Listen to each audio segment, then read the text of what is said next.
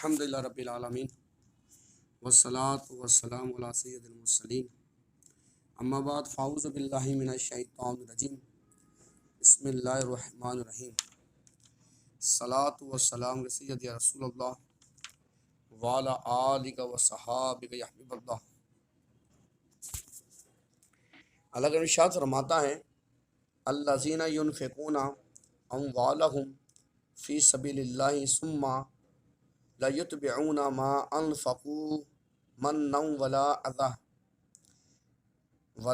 اذى لهم اجرهم عند ربهم ولا خوف عليهم ولا هم يحزنون قول معروف ومغفرة خير من صدقات يتبعوها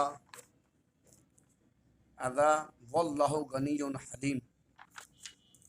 اللہ ارشاد فرماتا ہے الذین ینفقون، وہ جو اپنے مال اللہ کی راہ میں خرچ کرتے ہیں، اموالہم فی سبیل اللہ، ثم لا یتبعون، پھر دیے پیچھے نہ احسان رکھیں، یعنی احسان جتائیں نہیں کسی کو، ما انفقوا منا ولا اذل یاذن، نہ تکلیف دیں، لہم اجرہم، ان کا نیک انعام، عند ربہم، ان کے رب کے پاس ہے، ولا خوف علیہم ولا هم یحزنون، اور انہیں نہ کچھ اندیشہ ہو نہ کچھ غم، یعنی نہ وہ خوف میں ہوں گے نہ غم میں ہوں گے، جو اللہ کی رضا کے لیے اپنا مال خرچ کریں۔ قول معروف مغفرۃ، اچھی بات کہنا اور درگزر کرنا اس خیرات سے بہتر ہے، خیر من صدقات یتبعوها، اس خیرات سے بہتر ہے جس کے بعد ستانا ہو۔ واللہ غنی حلیم، اور اللہ بے پرواہ حلم والا ہے۔ یا ایھا الذین آمنوا لا تبطلوا صدقاتکم بالمن والاذی کالذی ينفق مالہ رئاء الناس ولا یؤمن باللہ والیوم الآخر۔ اے ایمان والو، اپنے صدقے باطل نہ کرو، احسان رکھ کر اور ایذا دے کر تکلیف دے کر، یعنی کسی کو اپنے صدقہ خیرات دیا، باب میں تانا دے دیا آپ نے، جتا دیا آپ نے، تو اللہ فرمایا یہ کام نہ کرو۔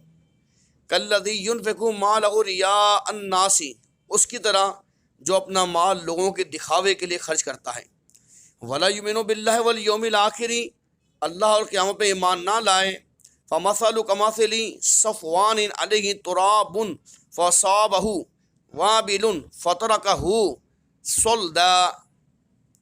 تو اللہ فرماتا ہے اللہ اور قیامت پہ ایمان نہ لائیں تو اس کی کہاوت ایسی ہے جیسے ایک چٹان کہ اس پر مٹی ہے، اس پر زور کا پانی پڑا جس نے اسے نیرا پتھر کر چھوڑا۔ لا یقدرون علی شیء مما کسبوا واللہ لا یہدی القوم الکافرین، اپنی کمائی سے کسی چیز پہ قابو نہ پائیں گے، اللہ کافروں کو رہا نہیں دیتا۔ وَمَثَلُ الَّذِينَ يُنْفِقُونَ أَمْوَالَهُمْ هُمْ ابْتِغَاءَ مَرْضَاتِ اللَّهِ وَتَثْبِيتًا مِنْ أَنفُسِهِمْ كَمَثَلِ جَنَّةٍ بِرَبْوَةٍ أَصَابَهَا وَابِلٌ فَآتَتْ أُكُلَهَا ضِعْفَيْنِ فَإِن لَّمْ يُصِبْهَا وَابِلٌ فَطَلٌّ وَاللَّهُ بِمَا تَعْمَلُونَ بَصِيرٌ۔ اب اللہ فرما رہا ہے اور ان کی کہاوت جو اپنے مال اللہ کی رضا میں خرچ کرتے ہیں اپنے دل جمانے کو، کیا فرمایا؟ اللہ کی راہ میں خرچ کرتے ہیں اپنے دل جمانے کو، اس باغ کسی ہے جو ریتلی زمین جو ہوتی ہے نا، اس پر زور کا پانی پڑا تو دونے میوے لے کے آیا، ایسی زمین میں پانی پڑا کہ اسے پانی پڑتے کے ساتھ میوے آ گئے۔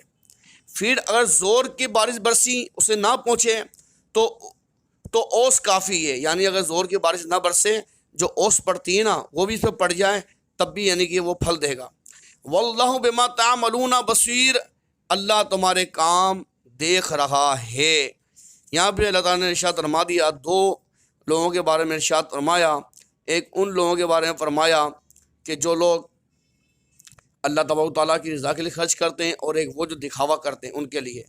آگے اللہ فرماتا ہے آگے یؤتی الحکمۃ من یشاء ومن یؤت الحکمۃ فقد اوتی خیرا کثیرا وما یذکر الا اولو الالباب وما انفقتم من نفقات اور نذرتم من نذر فإن اللہ یعلمہ وما للظالمین من انصار۔ اللہ فرماتا ہے اللہ حکمت دیتا ہے اسے چاہے، اور جس سے حکمت ملی اسے بہت بھلائی ملی، اور نصیحت نہیں مانتے مگر عقل والے۔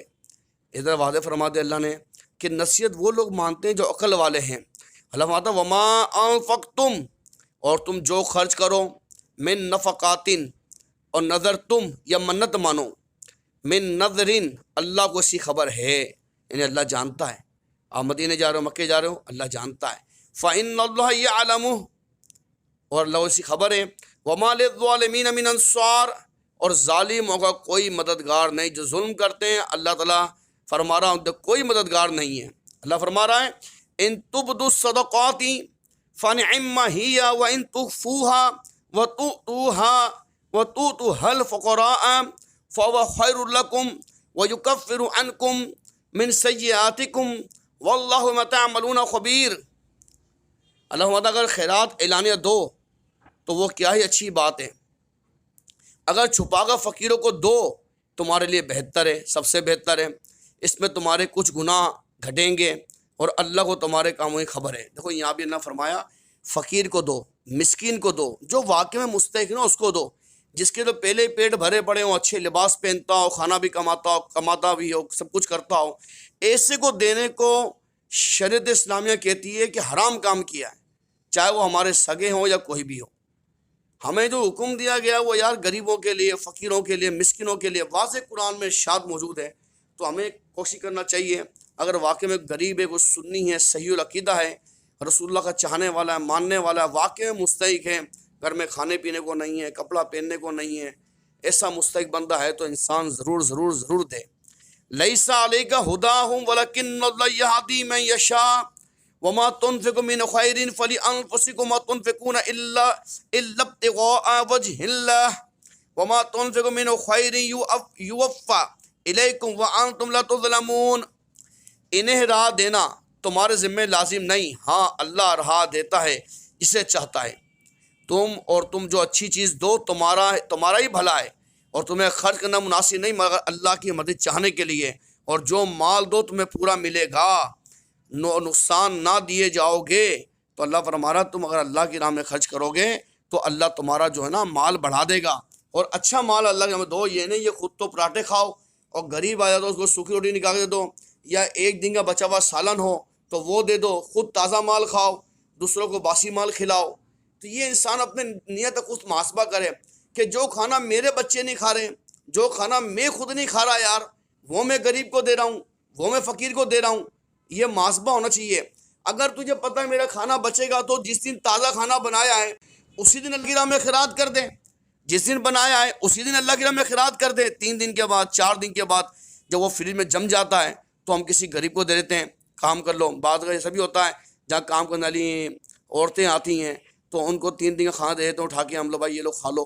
ہم پھر جو کھائیں نا تو وہی کھلائیں، تازہ دیں، باسی نہ دیں کسی کو۔ ہم جب ہم خود نہیں کھا سکتے وہ غریب کیسے کھائے؟ وہ غریب تو مجبور ہے، لے کے جا کھا لے گا، لیکن یہ طریقہ صحیح نہیں۔ اللہ فرما رہا ہے وما تنفقوا من خیر، یہ پڑھنا ہے سورہ بقرہ کے اندر ہے، آیت نمبر 271 ہے، وہاں لکھا ہے وما تنفقوا من خیر، اور تم جو اچھی چیز دو تو تمہارا ہی بھلا ہے، یہ لکھا ہے فلانفسکم، تمہیں خرچ کرنا مناسب نہیں مگر اللہ کی مرضی چاہنے کے لیے ہے، اللہ کے لیے دو، اللہ کے لیے دو، اللہ کے لیے دو۔ آگے اللہ فرما رہا ہے الذین یأکلون الربا لا یقومون الا کما یقوم الذی یتخبطہ الشیطان من المس ذلك بأنهم قالوا انما البيع مثل الربا وأحل الله البيع وحرم الربا فمن جاءه موعظة من ربه فأنتهى فله ما سلف وأمره إلى الله ومن عاد فأولئك أصحاب النار هم فيها خالدون۔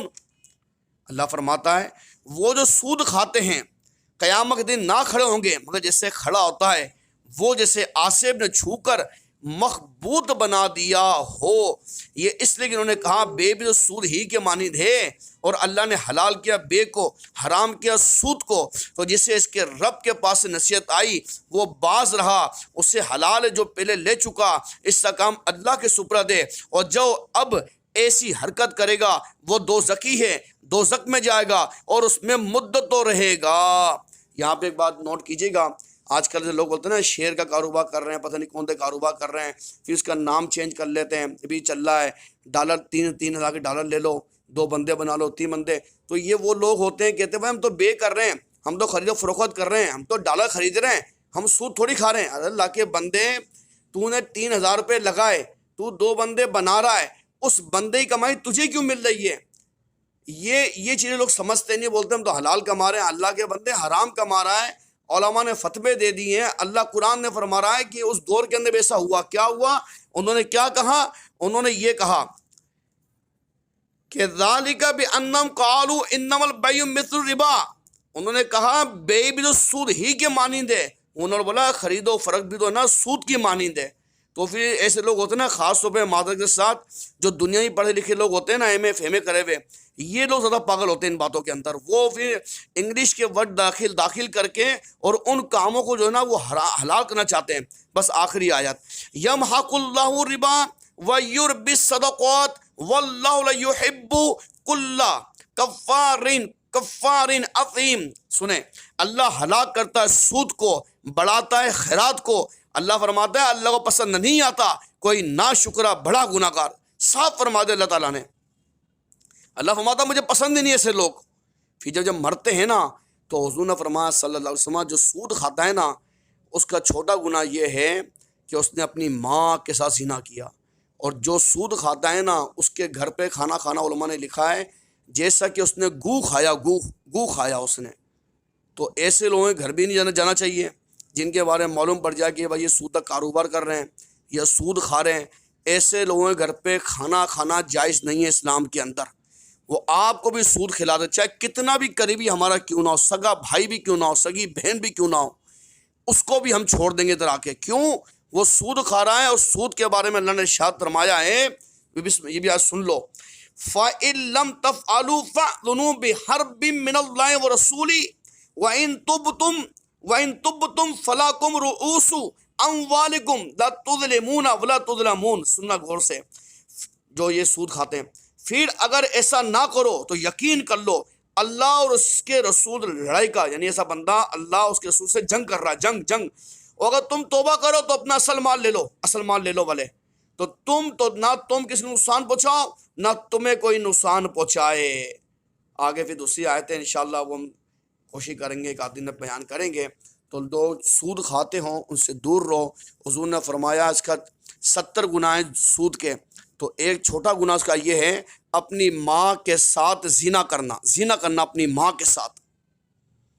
اور قرآن فرما رہا ہے سود کھانے والا اللہ تعالیٰ اور رسول اللہ سے جنگ کرتا ہے۔